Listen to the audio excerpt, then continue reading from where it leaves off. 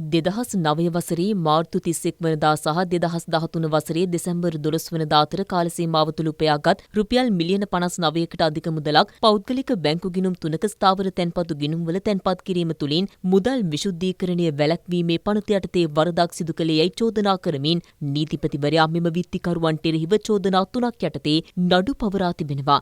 මෙහිදී පැමිණිල්ල වෙනුවෙන් පෙනී සිටි රජයේ අධිනීතිඥවරයා අධිකරණය හමුවේ කරුණු දක්වමින් මෙම නඩුවට සමාන්තර තවත් නඩුවක් අංක 1 මහාධිකරණයේ ලබන 11 වනදා කැඳවීමට නියමිත බව සඳහන් කළා. එම නඩුවේ ලේඛන හා මෙම නඩුවේ ලේඛන එක සමාන බව පෙන්වා දුන් රජයේ නීතිඥවරයා අදාළ ලේඛනවල යම් අඩුපාඩුවක් තිබේ නම් ඒ සම්බන්ධයෙන් තමන්ට දැනුම් දෙන ලෙස විත්තිය නීතිඥවරුන්ගෙන් ඉල්ලා සිටින බව සඳහන් කළා.